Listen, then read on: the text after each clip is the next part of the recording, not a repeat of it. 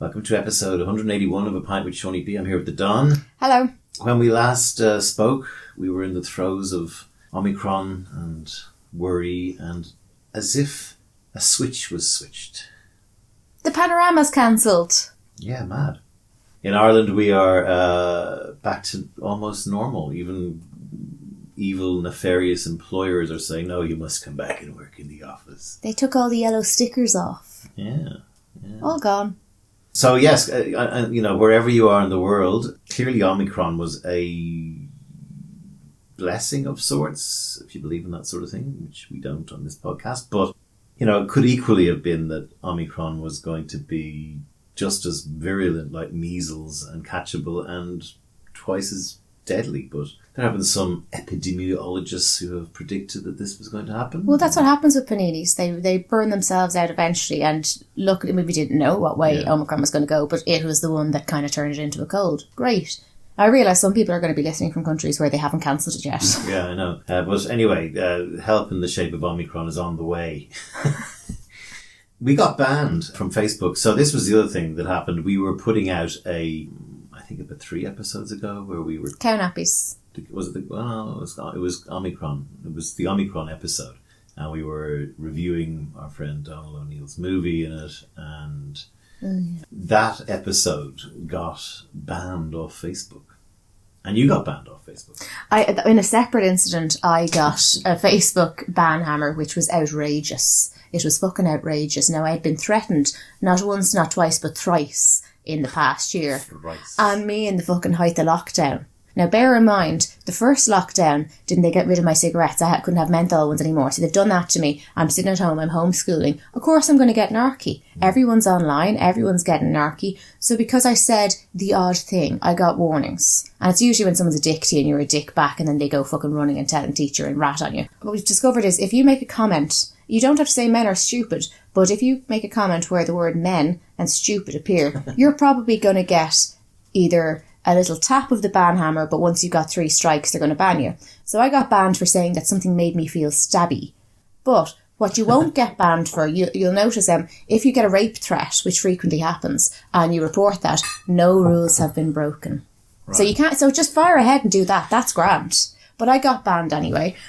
I got banned altogether for a couple of days, and then it was like, you can take part but you can't comment on any groups or like anything, and that went on for a bit. And then, like, every time I was nearly done, they introduced a new one. So the new one was your posts, which was supposed to be over today, and I just looked because I've been waiting for today, and apparently there's another 3 days until they change their mind or something else. But you know what the last punishment is? It's this bitchy little, your posts will be moved lower in the news feed. And I'm like, how fucking, that's so 14-year-old girl, my posts to be lower in the news feed.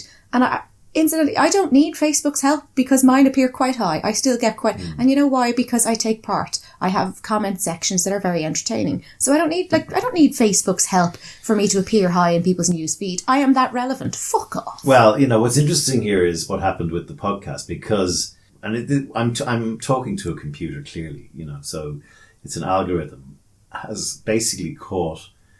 The podcast is about Omicron, it's about COVID Chronicles, which is Donald's movie, which is right-wing propaganda bullshit, mainly. Apologies, Donald, I'm sure it's full of facts, and we talk about this every day, and all the numbers are correct, but it's just cherry-picking for an agenda. I'm not even sure it's nefarious. I don't know what the agenda is.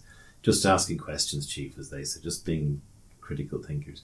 But anyway, that movie was mentioned in it, and climate change was mentioned in it. So it gets banned, and then I can protest the ban. I can appeal the ban. Yeah. So they go away for 3 days, and then they write back and say, well, we've had a very, very intense look at this, and we've, they write to you like this and say, yeah, but we're upholding the ban. And I'm like, I wrote to them and said we were satire. At some point you're now deciding what's funny and what's not funny.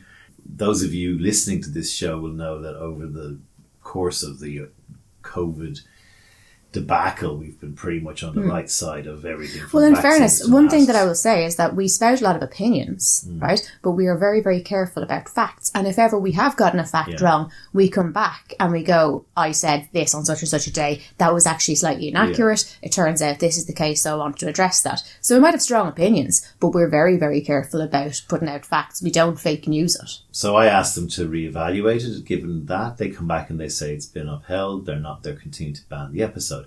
And guess what I did? I rewrote the blurb of the podcast. So I changed the actual description. I took out Omicron. I took out COVID Chronicles. I took Trigger out, words. I took out climate change, and I left other stuff in. And I put the exact same podcast back up on the site, and hey presto, it's approved. Same thing happened with YouTube. So now we're in this position where the censorship board of Facebook, and I'm sure everyone who gets censored doesn't feel they deserve to be censored because it's freedom of speech or whatever the hell they're sprouting, they think it's true. But there's no human interaction. So clearly what's just happened is I've gone and taken it down, I've put it back up with a different blurb, no one's listened to it, it just goes straight up, and it's the exact same material. There actually is human interaction, so there's like an algorithm that picks it up, and yes, they have certain words, and then they have a combination of certain words, for instance, men and stupid. Mm-hmm. Like, there are certain things that set it off. And then you protest it, and somebody working for Facebook looks through it. Now, I combed carefully through it, and we're upholding the ban means I couldn't be fucked listening to your fucking podcast. Fuck that, because I don't get paid enough. Yeah. And who can blame them? An article of how well paid Facebook employees are, except they're high up, the ones that do the actual work, which is that serfs. They're not paid. They're outsourced, and they get paid fuck all. Yeah, and it probably is slave labour-esque, and they're probably young people, and they're probably a bit dim, dare I say it. And so you're deciding what is free speech, or what is allowed, and what is being decided at this very, very junior base level, which I think is worrying. And it's the town square. Well, Sam Harris made this point that it's not the town square, because these are privately owned companies. And he said that, maybe the government should privatise Twitter, and then it's the town square, and then everything goes. No, I agree. The thing is, it is the town square. It oughtn't to be, but it is. So, and I've long since said that, like, fair enough, the internet moved fast, and so did. But I'm not. I mean, maybe it's all happening in some clandestine meeting, and they've got it all covered. They just haven't run it by Darren. But like, I'm not seeing any mention of an international board. Like, there needs to be a global. Yeah. But we have the UN. We have. Yeah. There needs to be one for the internet, because it is global, and it's people spend most of their time online. But again, like climate change, and like the mistakes you made in COVID, this idea of some sort of global oversight on the internet has been talked about for fucking 20 years. Yeah. And no one has bothered doing anything about it, and has allowed us to sleepwalk our way into the metaverse, or whatever the hell we're sleepwalking our way into, where we're going to be consumed by our phones, by technology, whether we like it or not. Yeah. And anyone who's protesting, let me see, there's been not one, it's exactly like climate change. We've got till 2030. Yeah, okay. And we can sit and bitch and moan, but if you take Facebook, for example, and Zuckerberg, and everyone gives out about him, and like, geez, I'm not here to defend him. I'm just saying, when either something else takes over and is more powerful than Facebook, or somebody buys over Facebook, whichever, whoever the next Zuckerberg is, well, I hope it's as nice as the one we have at the moment, because we're absolutely fucked. It's crazy how much power whoever is in control of the town square has. Wait till Ozymandias emerges from burning Siberia. But we're sitting there kind of complaining about all the problems and the effect it's had on democracy, and the way that, and like, valid complaints, but I'm not hearing anybody go, I'm really terrified when someone bad takes over. Yeah.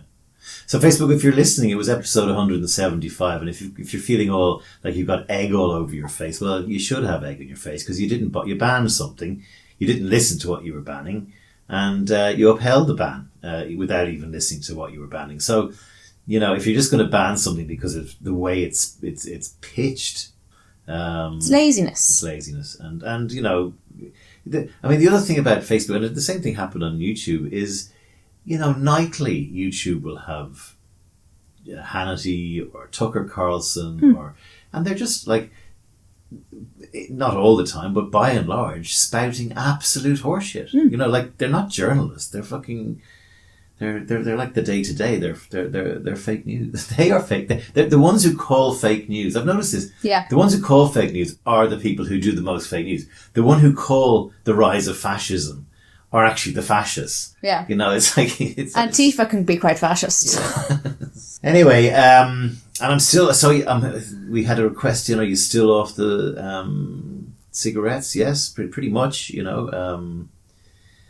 been an interesting month in that regard. Well done. I went off the booze as well. I've been studying some, at the Don suggestion, some cognitive behavioural therapy books, or a book, and it's been quite helpful on a number of levels. But You know, if you're trying to give up smoking, and again, I'm far from out of the woods yet, and I may, this time next podcast, I may have relapsed and be sitting here 3 cigarettes hanging out of your mouth, smoking like Puffing Billy.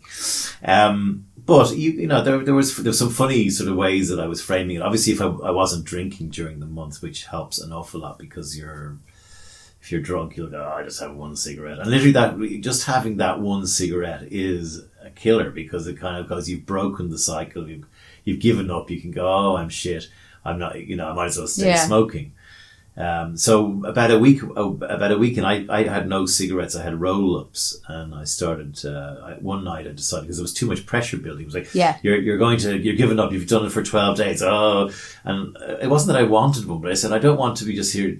Have you had a smoke yet? Have you had it? I said yes, so I did. You kind of nearly needed to have that. Yeah, at 3 a.m, I rolled one up and smoked it, and. Then I was able to, I did. I had one. And did you enjoy it? I didn't enjoy it, no. Did it take a lot of the pressure off? And you went, well, great, yeah. But there were other things, like, you know, when you start looking at people outside smoking, and it was like, you know, I was saying to the Don, imagine if you had like a sort of a contraption that you strapped to the exhaust of a car, and you went down to a car park with 2 little tubes coming out of it, and the tube used to the back of your dad's car or your mum's car or your car, and just turn on the engine and start getting a bit of a hit from the fucking carbon monoxide. Don't take too much or you might collapse. Sean, you say this to a person who smoked joss sticks as a child out the back garden. So that was stressed, was I? And the other was, imagine if, like, when you turned 54, if you survived to 54, that you were allowed to give up smoking. It was like, oh my God, what happened? Sean just hit 54. It's like retiring. You get to retire from smoking. You can stop smoking now. Yeah, fair play. Jeez, I thought Jesus, imagine the money he's going to save as well. Yeah, because the money... Like, what are you going to do with your pension? I've probably smoked about 200,000 cigarettes or 10,000 packs, and about 100 grand I've spent in my life on smoking. So there's that element. And then the last one was... Smoking doesn't really give you as much of a buzz. I was going, imagine if you had to give up drinking or smoking. So you can't have a glass of wine, you can't have a whiskey late night, you can't have a pint with your friends. Both would be hard, but like the smoking, you go, okay, well, at least it's worth it. Whereas the drinking, aside from how hard it would be, you'd also be a bit fucking disgusted and going, I fucking hate that I had to do that. Yeah, but even with weed, like, you get a buzz off it. You get, like, you can go somewhere, you can travel, or if you get nicely drunk. But a smoke, it's kind of like caffeine, coffee, like... Yeah, I can't survive my day without my first hit of coffee. Yeah, you can probably, you know, get over it. So but it is a hook. I mean, like, you know, we occasionally will have a joint, and it's like, that's the next challenge. How do I smoke a joint and not be a smoker? And so there's all that stuff to come. But thinking about ways in which you can frame it that are kind of funny, amusing, and kind of real, you realise. I mean, the issue I gave up is I should have given up at 50, I should have given up at 45, I should have never started. But, you know, when you get to 53, 54, you go, right, this is now going to be unsustainable, and if I haven't got cancer already, I'm going to get it from this. So, like, what do you want? And then I have a girlfriend who I want to do it for, so there you go. Yeah. I mean, look, the thing is, like... Who still smokes, by the way. I do, yeah. Well, I'm a fucking bitch when I haven't had a cigarette. That's the thing. I'm an absolute bitch. Because I can go a good few hours if I'm busy. Like, let's say I'm trying to get the kids back to school, and I have to go and get fucking clothes and this, and I drive to the big shopping centre that's a good bit away, so I'm there a few hours, or bollocks tired, bring them to McDonald's, get some to eat, and then you get caught in traffic, you're an hour and a half home. So it could happen where I collect the kids from school at 2 or 3 and I don't get home until 7. That's happened. And I'm not... if you park in an underground car park, well, you're not going to start standing outside the car to have a cigarette, but I can't smoke in the car with the kids. So that has happened. I'm busy. But I realise by the time I get home, I'm a fucking raging bitch, and we're all very relieved that I've had a cigarette. Yeah, there's the addiction talking though. So there is. That's what but I also, do you know, it's the right. So you're 21 years older than me. I'm playing catch up. So as an act of love, I'm still smoking, and as an act of love, you're giving it up. That's the addiction talking. Well, no, but I did start it because I was like, well, I didn't want to live. So for any girls who are listening who are single, and, you know, who are feeling like they're maybe being left on the shelf, they're not satisfied with their current boyfriend situation, they're not, whatever. You need to have a man in your life. I've got the perfect way to do this, which, well, let's see what you think of it. Okay. Basically what you do is you have to find a man who doesn't smoke. Which is easy. Oh, but they're a pain in the hole. All right, but sanctimonious. Let's just say it's not you. We're talking about another a lonely heart who's out there listening in the dark in Austria. because we get people listening in from Austria. And you're in the dark and it's snowy and it's January and you want to find a man for the new year. So you find a man who's a non-smoker. Right. And, you know, who you like and you get on with and you end up having sex and you end up, so you start the relationship. But as soon as he comes into your life and into your bedroom or you into his, the only rule is you have to wake up before he does. We do that anyway to do our makeup, don't worry. And you have to fall asleep, this is a tricky one, before he does. Sorry, after he does. Yeah, we do that anyway. So the classic, the man, you know, you have sex, the man rolls over, falls asleep, starts snoring. You reach into your handbag or bedside drawer, locker, whatever, and you take out a Nicorette patch and you put it gently on his back. Okay? You then go to sleep, wake up in the morning before him, remember, and very gently take the patch off his back. And you do this every single time you're in bed with him. All the time, every day. He doesn't smoke. Yeah. And then if ever he leaves you, if ever you break up, and he's you at have a home row, in you it- don't speak and for a he's few at home days. in You his can't cope. house, and he will just be getting withdrawal symptoms, and he'll think it's you. And as soon as he comes back, and you have the makeup sex, reach into your handbag and take out another Nicorette patch, and very gently put it on his back. What I love is only a And man you will can come up keep- with this. What I love. And men always think we're going to trap you and women are so manipulative, but only a man can come up with this. But first of all, I will riposte and return serve Nadal style on that one, because I am astonished when I tell that story. How many women go, that's actually a really fucking clever idea. I think I might try that someday. Yeah, but that doesn't mean that they're like actually going to try it. It's It more, does. we Well- like murder podcasts, No, but like I know, but- most of us aren't burying many people under our patios. If you think that's pure genius, send us a text. So that's I mean, it's clever. That's how to win a man through smoking patches. Anyway, you know, on the ban thing, we're talking. This podcast is all about the Spotify situation with Joe Rogan and Neil Young and whatnot. Have you a hot take on that? So I am actually a massive fan of Neil Young, and what I've not enjoyed about the discourse surrounding this is all people going, "Oh, he's old anyway," and like nobody likes Neil Young. I mean, who gives a fuck about him? I appreciate that Joe Rogan probably brings in more income. I get that, but I am appalled by the amount of people older than me who cannot name a Neil Young song and think he's completely irrelevant. And I'm going, sorry, what? So I'm a big fan of Neil Young. I see Joni Mitchell wrote in as well. Love Joni. She rode in on a horse with no name. I know. Sorry. Most people won't get that because no one knows who he is. That's the only Neil Young song I know. Is it? Yeah. That's Probably. actually America. It's the name of the song. I got this. No, it's a band that Neil Young was part of. Oh, okay, right. But what about Heart of Gold? Oh, yeah. Fucking excellent song. Yeah. Oh, After the Gold Rush. Yeah, vaguely. That's an Harvest album. Moon. No. Oh, okay. Anyway, Go on. right. So yeah, But Joe Rogan's a dick. he's a First dick. of all. He's also not funny. I can't fucking abide him. My issue with Joe Rogan in general is he's just a bully. He's not clever. He's not funny. He's a gym bro, and he's just and he has the same behavior that we all know those gym bros. They kind of, you know, in here you get them like they're But he's taxi just drivers and that. we're It's just like, asking questions, right? bollocks, We're just he's a asking bully. questions. The data doesn't lie, right? The data, you just want to be a critical thinker. he's like that big brother that tries to trap you in a corner and he goes, "Oh, well, congratulations, you won. You're still a dick. I didn't think of anything you had to say. I didn't take on any of your points because you won by being a fucking bully. You didn't actually make a point. So I can't stand the cunt, right? However, Yeah, there is a big however. the big however, while I love Neil Young and can't fucking stand Joe Rogan, I still think, well, you're quite entitled to say, I'm not taking part in this platform if you're going to have that dick. I don't like the company I'm keeping. Fine. But I do not like censorship. There has to be censorship to an extent. So the idea of saying being completely free speech or completely censorship is not realistic. I'm not a fan of cancel culture or censorship. I think we should do everything we can to avoid it unless we absolutely have to.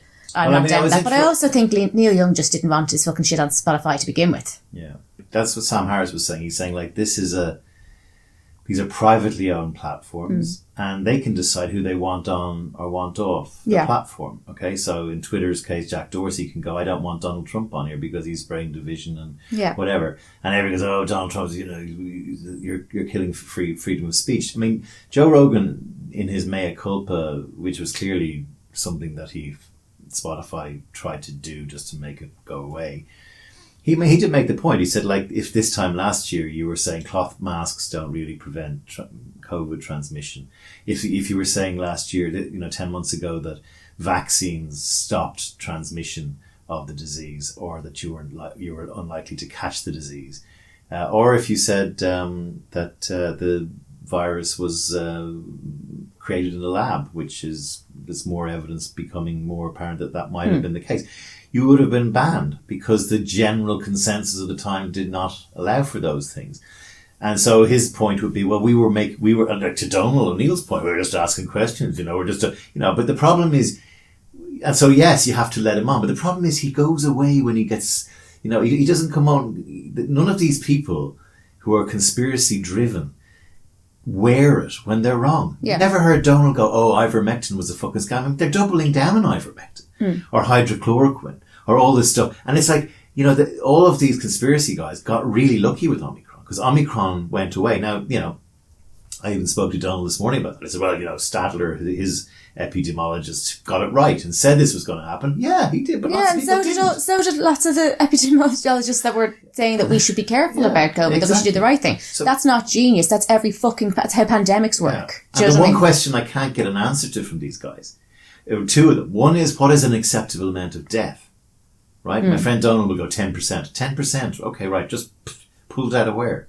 10% above normal death in a year in a country, right? That's what he thinks is allowed. Yeah, so who's in the 10%? We should wear that. Well, let's all line up and who gets... Can get there, how many deaths? And the second thing is, what happens if, and I know it didn't happen this way, but if the first COVID was as transmissible as measles, which is what Omicron is, and as vicious as Alpha and Delta, right? Where the bodies are piling up, health systems collapse, armies in the street would bring out your dead and fucking throw them into a truck and then put them in a limestone grave. Now, none of them can answer that question. They all faff it and poof it and say, well, they'll say something like, well, that's not what happened. But back then, they were all conspiracy theorying the COVID thing. Then they were, his movie opens on the Princess Concordia, whatever ship, the cruise ship they call it, and looking at the data that never lies there. And they're just cherry picking data. So, my problem is I don't understand the agenda. I don't know. They're clearly trying to break society. No, it's a breaking society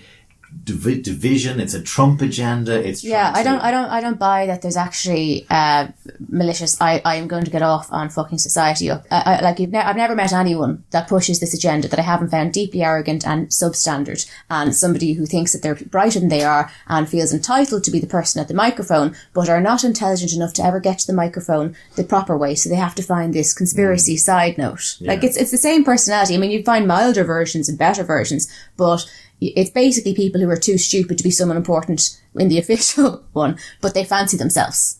The other, we've said this many times in the podcast, the left is absolutely imploding too. Oh God, and is embarrassing at this stage.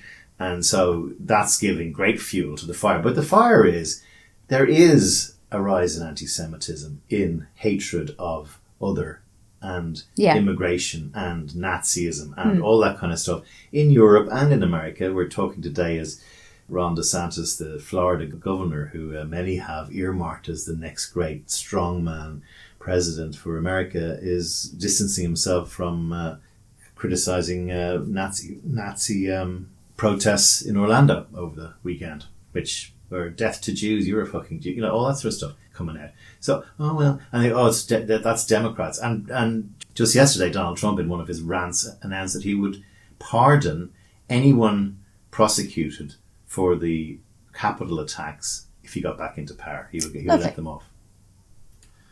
Go figure. Anyway, so I don't understand, but we clearly need at this stage to work out the mistakes that were made, and mistakes were made all over the place. I mean, the thing about the vaccine was the vaccine came along with a great, we're cured, and then it was like, might not be so good in terms of transmission, and that was reported, and you're going to get it. Yeah. Okay. But it still protects you from dying, which is the main thing, right?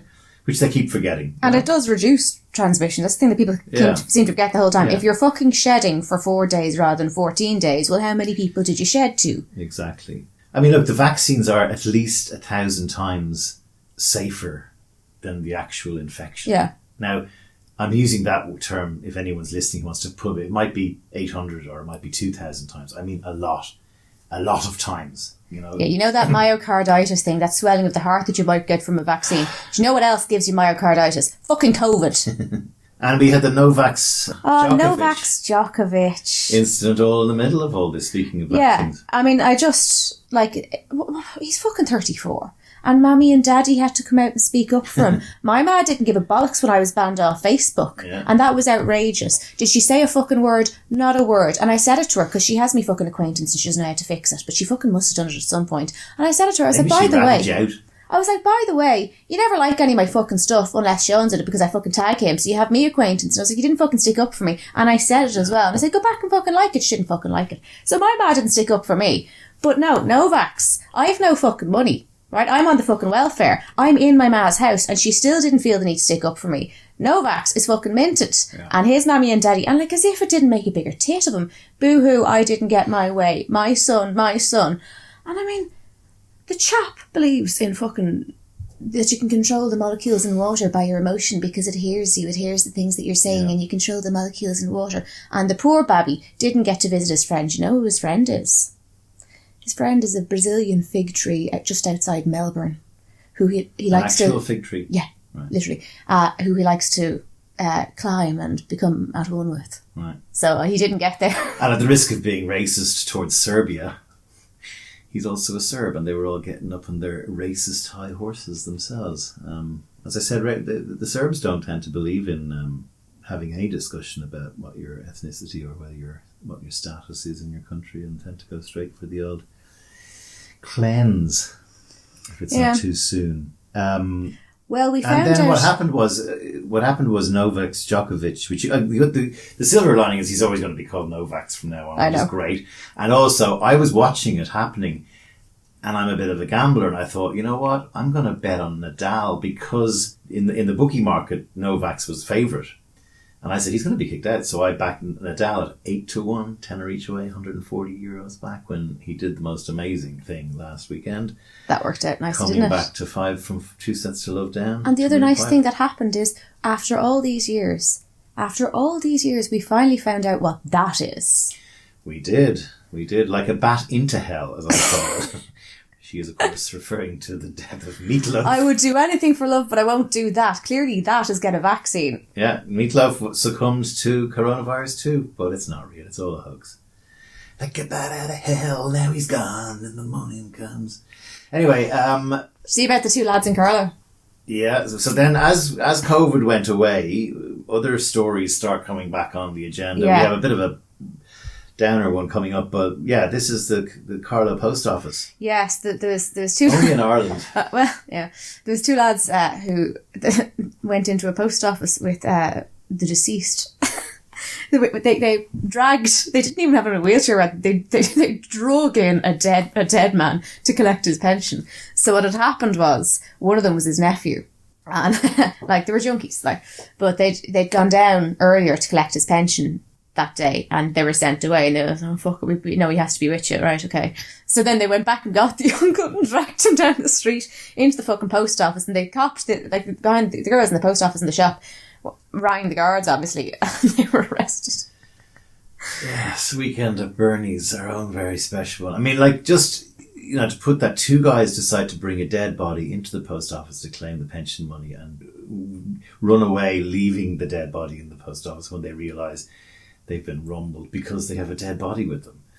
I mean, anyone who wants to question our position on the stupidity of the human race. Let's just start there.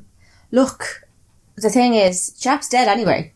You can see the point if there are addiction issues there and money is. I'm not defending it, but the outrage and horror, I'm kind of going, well, I mean, no sense letting the you know what I mean? Like, if I'm to collect, it's Children's Dance today, actually.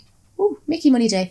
But let's say today is Mickey Money Tuesday, and if God forbid something happened to one of my kids, well, I wouldn't necessarily report it. You may as well get the 280 quid first. Do you know what I mean? Mm. And I'm not being harsh about that.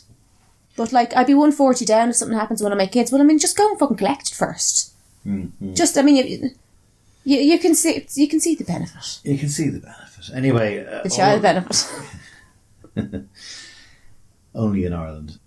It's one of the charming things about living here. Stuff like that happens. I mean, those of you around the world who are avid followers of Rachel Maddow and some of those shows will know that the Irish fishermen have weirdly succeeded in moving the entire Russian Navy off our coast. Feder played them. We're also got a rumbling of World War III going on here with bloody Ukraine and with your man out in North Korea throwing out a few shapes as well, bomb ICBMs, or not quite ICBMs. So the whole thing could go fucking tits up real quick, you know? Yeah, but at least it'll be something fresh because I'm bored. Yeah, Do you know what I mean? Anyway, the Irish fishermen, their langoustine Dublin Bay prawn season begins today, and the Russians had said that we're going to be doing live ammunition rounds. They're basically, the Russians are moving over the undersea cables that link America to Europe, sort of saying, we can always cut these anytime we want to. And so the Irish fishing fleet went, and actually they went to the Russian ambassador. And do you know what his surname is? What? Filetov. He's a fillet of fish. So anyway, and that's true. Look it up. The Russian ambassador to Ireland is Mr. Filetov, fillet of fish, and he listened to the fishermen and said, okay, and rang. Obviously, gave old Vlad a fucking call and said, listen, mate, there's a whole bunch of lads out here who are doing their fishing. They only get a few weeks so they're going to be there while we're... And the thing is, I do actually love Dublin Bay prawns, so could you not? And so the next thing is I'd say they bought him a few bottles of fucking whiskey. That's what the fishermen do when they want their way. This became a kind of a cause célèbre around the world because it was a bit paddywhackery, because you had all these Cork fishermen going, we're going out now in our boats, and I don't know where they came from, Dorset all of a sudden, but no, they were the Irish accent, and they were doing that, and they probably just got the lads down from Killybegs, because they'll frighten the shite out of you. You've got that Nordy thing going on. There's a bit of whiskey there. You're not sure is it poaching, and they just blah, blah, blah, blah. I'd say the lads from Killybegs just confused him into it. Yeah, and so they won. And so the lad said, "Okay, we'll move it back a few hundred nautical miles." And so they're now going to be starting their little war games closer, probably to the Azores. The Azores will be going, fuck off. Just trying to get our tourism off the ground for the first time. Anyway, the Azores belong to Portugal. I've always kind of wanted to go there. Yeah. If anyone's listening from the Azores, or if someone could listen from the Azores this week, it'd be nice to be able to put that on Strangest Place, a pint which only viewers listen to, and write to us if you're from the Azores. Yeah, and if you have a guest bedroom. So chance if you can see the Russian or hear them blowing themselves up.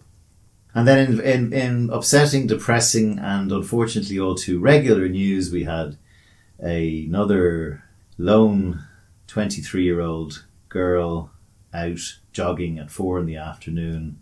along a canal towpath in Tullamore, County Offaly, attacked and just murdered out of nowhere by a guy who they caught.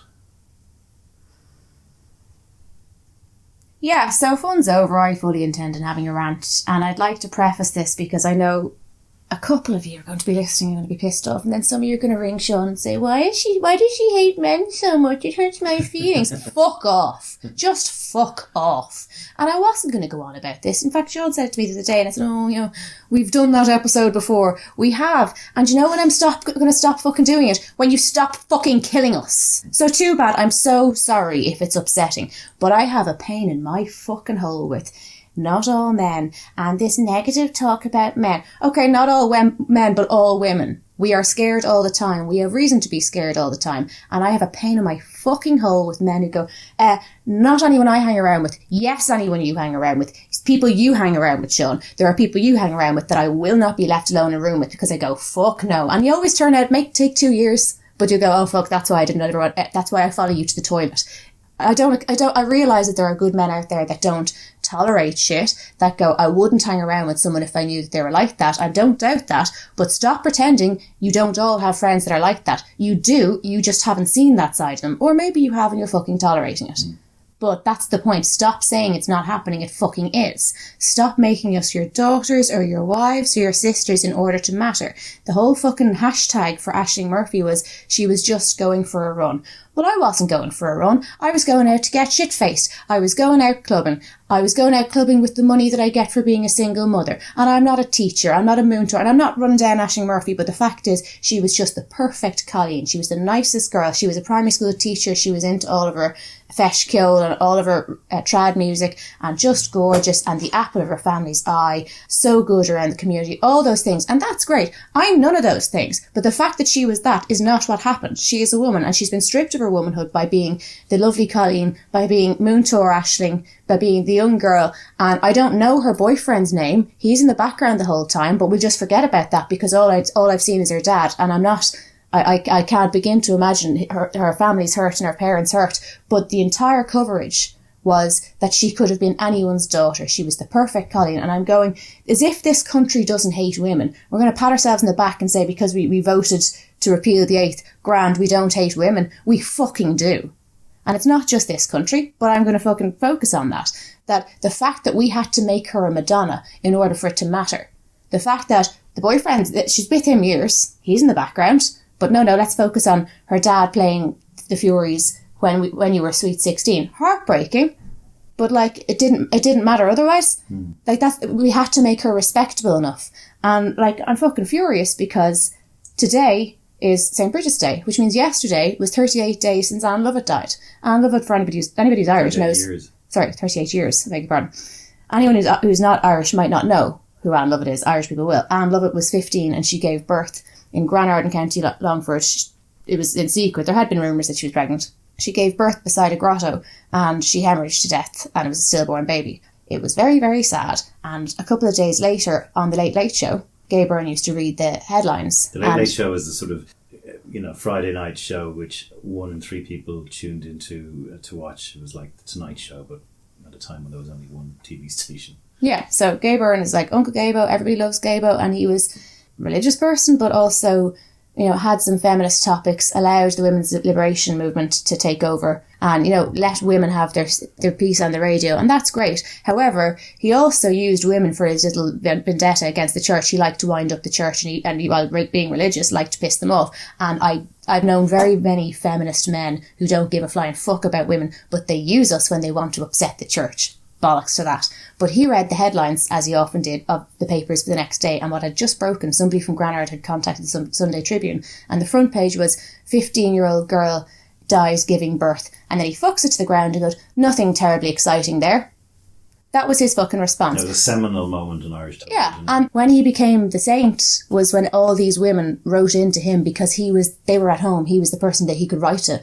They wrote letters. Radio show as well. Yeah, so they wrote letters to Anne Lovett saying that I gave birth in secret. All of these women, and so he became the saint that gave them their voice. But he's still the cunt that read that out on the telly and just dropped it. Nothing terribly exciting here. That happens non-stop. Look how he fucking treated Annie Murphy when she was on the show. So this thing where we're supposed to bow and scrape to anyone who feels sorry for the poor girls, and especially when we're like Ashling Murphy, that's okay. But we forget that the ones that aren't perfect, the ones that aren't the lovely girls, the ones that are some way stained in their moral character, we don't give a shit about them. Yeah, I've ranted about men. I don't hate men. I love men. I much prefer the company of men. But I can't be friends with men unless I'm attached to a boyfriend who's friends with them, because it's not safe. Because I get pals with them and then I get fucking creepy messages from them. So I realise I'll never be able to be friends with men. And that fucking makes me angry, and it makes me sad and disappointed. But I'm also sickeningly disappointed with women, because all of the women, through the thing with Ashling Murphy, for all the men saying not all men, there were women jumping in to defend, and I don't like this. And there's 2 sets of women who do this. One set of women, either their husband or their son, did something, was accused of something, or she suspects he will be accused of something. And I noticed that with mothers of autistic sons. Very quick to fuck women under the bus because deep down they're afraid it's likely to be their son. You always find out that, or there's the women who just treat all women as competition, and the idea that you might have been assaulted means that you're more special and pretty than they are. They're fucking weird, but they do exist. And I'm disgusted, because I do think men that carry on with the not all men shite, I think they genuinely believe that we're not surrounded by men who hurt us in different varying degrees, but men who hurt women sexually, men who are predators. I genuinely think a lot of men don't want to see it, because if they realised, there's not some fucking meeting of the stonecutters where you all have robes and there's only actually about 20 of them per city, but they all gather together and they have a really good roster. Yeah. It happens all of us all the fucking time. So like it's lots of men. It is lots of men.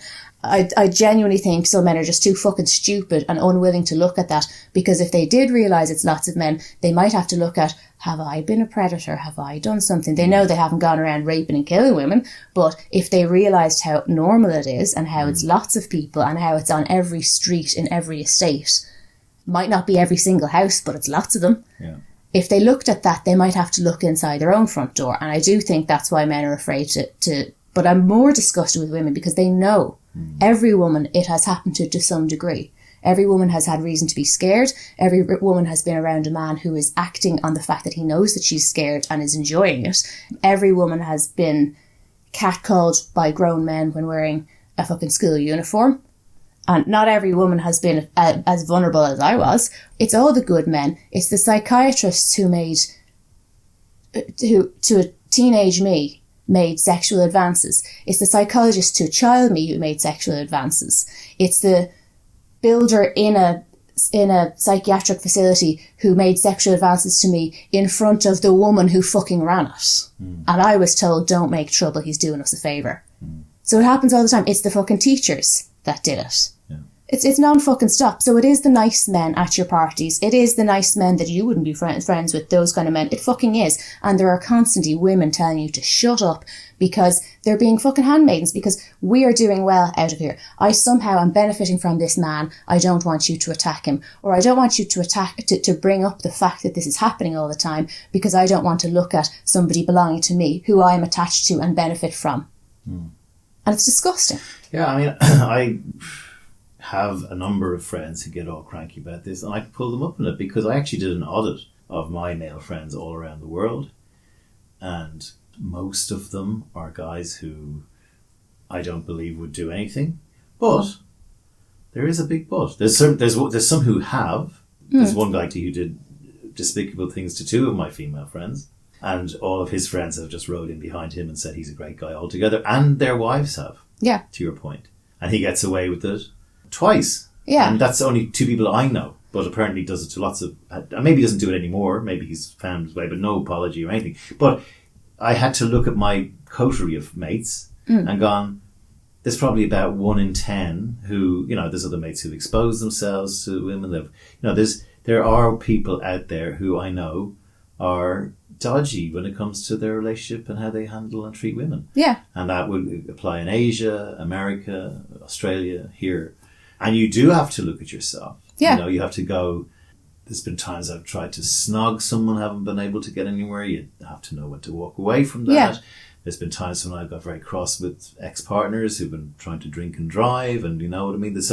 But you have to analyse yourself, and a lot of people can't go there. They find it very hard to go there. Yeah, or analysing it even comes down to, maybe I shouldn't have gone there with her. Yeah. Look, didn't harm her, but at the same time, I realise I made her uncomfortable. I probably did, and I shouldn't have done that. You mouth off and you have opinions and you get up people's noses, but people have never told you to shut the fuck up as much as when you do it about violence against women. Yeah. And it's mostly women who tell you to shut the fuck up. Yeah. Oh, of course we don't agree with violence against women. It's just that women should always be the ones to step aside. I mean, if you look at every single war that's been started by men has played out on women's bodies. Rape is the number one fucking weapon of war. Yeah. I'm all about Ethiopia this week, by the way. I'm all about climate change, and I know that you tend to be a bit stronger than me on that. And here's why. Here's one of the reasons. Because when we started getting serious about climate change, that stupid dick Eamon Ryan started talking about how we're going to get rid of all the cars, and people said, well, hang on, we haven't got public transport everywhere. I mean, it's shit anyway. But what about down the country? And his response immediately was, do you know what his suggestion was? We should all carpool. Well, easy fucking knowing you're a man suggesting we should all carpool. It didn't even occur to him, because this is a war against climate change. So that war will be played out in women's bodies yet again. So shut the fuck up, because you're getting in the way bringing that point up. You're getting in the way. You're making us uncomfortable. Shut up. Your other point about Ashling Murphy being this kind of blue-eyed Irish Colleen girl, I was immediately brought back to Justine Valdez, who was a Filipino girl who was killed brutally by an Irish guy about 3 years ago. And I just was looking back through that, and I saw there was 20 more women died in that period. And we have one of the lowest rates of female deaths in Europe. But that's not, But some people point to that, like, oh, so? That's, like, what, we're murdering you less? How many people can die from COVID, 10%. Yeah. And then the answer is, but more men get murdered than women. Yeah, but it's still men who do it. Yeah. So the issue is male violence. It's like the equivalent of when I talk about this, one of men's favourite things to say is whether they're saying it to you or to me, but you get this thing of, oh, Darren just hates women, she's got issues. Oh, you've got daddy issues. Are you suggesting that I'm somewhat coloured in my vision due to having a lack of a stable, safe and secure male role model in my life, and that's what makes me a feminazi that hates men? So you're saying it's still men that's the problem, yeah? You get that's not quite the fucking gotcha that you think it is. Yeah, I mean, I also agree. I know a dozen women who will be listening to this thinking that you're going too far. Yeah, you should be a bit. But you know where we never do? Here's a fucking odd one. People won't fucking like this. You know when we never tell people to shut up? When it's sexual violence that happens to a man. In fact, when a certain man who experienced exactly the same abuse that I did told his female friends that he was setting out to torment me about my rape just to wind me up because he hates my anti-man shit. He set up to do that and everyone said, but look what happened to him, as if what happened to him is worse because he's a man. So why is it worse when a boy is abused than a girl? And I asked myself, why is that you can be forgiven for everything? And everybody just sat back and Darren's crazy. Darren's the problem here, but he fucking admitted what he did. But I'm supposed to have enough grace to feel sorry for him, because the same thing that happened to me happened to him. So why is it worse when it happens to a boy? Let's figure that out. Is it homophobia? Is it the idea that it might be gay? That's why it's somehow worse when a boy is violated? Or is it that we think about what physically happened and we assume that a girl isn't violated in all the same ways that a boy is? And what if she's not? What if the physicality is that a boy is violated anally? Is that worse? Then I ask myself, why do all men nearly want anal sex with women? And we say it's because it's the one thing you go after. So we're horrified by it. We see that it's a greater violation because it doesn't matter when women and girls get attacked. When it happens to a man, it's the worst thing ever. If it happens in a movie, everyone talks about it. It's never forgotten. It's so much bigger than when women and girls are raped. And I go, why? Is it because it's gay? Or is it because you're actually admitting that the fact that men are fascinated by the one sex act that they view as violation? And you look at porn, look at everything within porn, look at the language, even if you ignore what the top searches are and what people want to do, look at the language attached to every single video. And it's not some sort of anal fixation. If you looked at the psychosexual Freudian idea of which stages they are, the anal stage, it's not about that, because if that was the case, everybody in porn would look like your mummy, because that's before you've played out the Oedipus complex. But they don't, because everyone in porn looks like a child. People can watch porn and they might kind of go, here we go, she's going on a total fucking radical one. But this is the fact. This is the world that we live in. And then I find no fucking home with feminism either, because feminism seems to be doing all its fucking work to say we can cancel a man for making a misogynist joke, but we won't cancel a man within the movement who everyone knows is a fucking rapist. We'll shut the fuck up about that. We'll shite on about us being offended. Words offend us. Words that are sexed words. We're literally removing the female sex as a political group and replacing it with gender, even though the female sex is the only way that we can name what happens to us. And if we can't name it, we can't fight against what happens to us. But we're all just shoving that aside so we don't hurt anyone's feelings and replacing it with gender. That happens. We're all supposed to go, rah, rah, sex work is work. And isn't that very feminist? And you're a bad feminist if you don't agree with that. I don't hate women who sell their bodies. I hate the men who buy their bodies. I don't hate a woman who thinks that the only thing she has to offer the world is to sell her body. But I'm hateful by saying that's what she's doing. It fucking is. And I despise the men who buy them. I don't hate those women. I ask myself, what the fuck happened then that that's what they feel that they have to offer the world? And I'm furious. I'm furious with the fucking women who are handmaidens, who attack each other, who rip each other to shreds, who cover up for men, who use men as stepping stones, and they on the pyramid of power they get higher by attaching themselves to certain men and protecting men. Doesn't matter who they fuck under the bus. I'm furious because I have a child of each gender. I'm furious that my son gets in more trouble when someone attacks a girl, because he always gets involved. That's when he gets in trouble, because he knows that someone was picking on a girl. I'm furious that boys come up to him and try to, if he's talking to a girl, they try to slag the girl to try and get him to not hang around with girls anymore. And you can see it play out. And he doesn't understand, because they're a person. And he's angry and he's like, why are they treating a girl that way? That's what happens. They're trying to embarrass him out of humanizing girls. I'm angry that my daughter is just like me and she much prefers male company. She always has. The friends she wants are boys, but she has learned that when she has those friends, she can't trust them because they cross her boundaries, and she's only just turned 11 and she's already learned that. So she's in for a lonely time because the girls won't accept her if she's not like them. They'll fuck her under the bus in order to show off in front of the boys. And the boys that she wants to be friends with, she will be friends with. And she'll get really close to. And then she'll realise that they weren't safe either. So the best thing to do is to just curl up and be by yourself. I'm seeing that play out for her. Yeah, and yesterday in Kilkenny, a 17-year-old girl was out running at midday, and she was attacked by a 40-something-year-old Irish man. So what is going to be done to change all of this, if anything? But how can we change it if we can't even agree that it's a problem? I think we can agree it's a problem. I mean, I think... No, but like, they're terrible things that happen in isolated incidents. They're not isolated. They're not isolated. This is what happens when I walk through an estate. Yeah. And and you don't, here's the thing, take a fucking joke. Well, we don't know. We don't know which one is good. We don't know. What I do know is that when a gang of lads shout at me from a car, even if they stop and they were having a laugh, they were still having a laugh at the expense that I was afraid that they were going to rape me. Yeah. So why is that okay? And why am I supposed to get over it because nothing worse happened? Okay, do we have to wait until something terrible happens that I'm allowed to be upset? So what's the solution? I mean... And yes, we have to accept that it's an issue, but I think that more and more people... Raise your sons better. Look at your own shit. Education, yeah. Education. Stop telling women and girls how to protect ourselves and start telling boys, not that you're bad, but that this is happening. Like, lots of people went home and hugged their sons tighter and went, oh fuck, I hope that doesn't happen, and told the girls to be careful and get pepper spray. I went home and I told my son, because he found out in school and he was confused and he thought it was a teacher at his school, so I had to talk about this. And I reminded him, I said, how this starts, we talk about this all the time, but what I want you to remember is at some point you're going to be 15 hanging around the shops. Did you know I went to the shops today and I was there with my friend and we were having a natter outside and twice we had to move because gangs of lads were shouting at us. And we're women in our 30s in our fucking tracksuits. This happens all the time. So what I want you to do is when you're out with your friends and you're smoking and being loud and boisterous because you want to be bold because you're a teenager, and they start shouting at a girl and she'll laugh because she doesn't know what else to do. I want you to say to your friends, stop fucking shouting at women, you're making a tit of us. Like, that's what I want you to do. Don't shout at women. Don't take part in the fact that you're getting off on our fear. Don't do that. Obviously don't hurt women, but it starts with that. Tell your mates, piss off, stop, you're acting like a scumbag.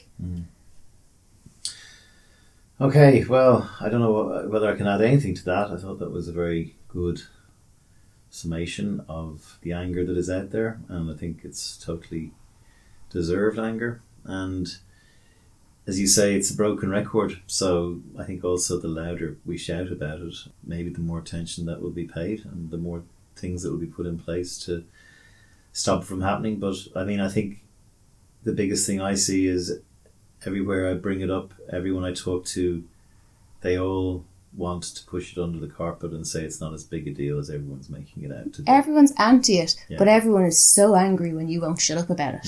Yeah.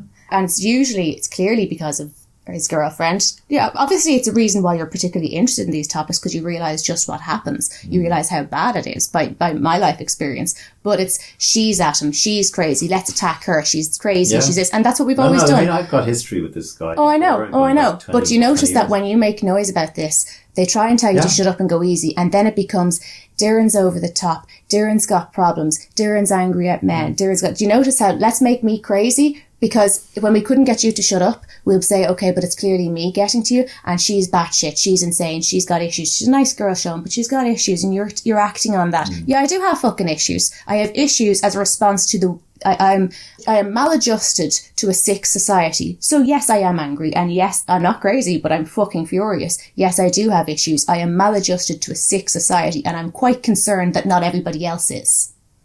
I think we'll leave the podcast on that anger and let everyone listening let it sink in and have a think. And if you want to write to us or you've been affected by anything that you've heard today, there's a link on the blurb of the podcast, which hopefully Facebook won't ban. See you next time.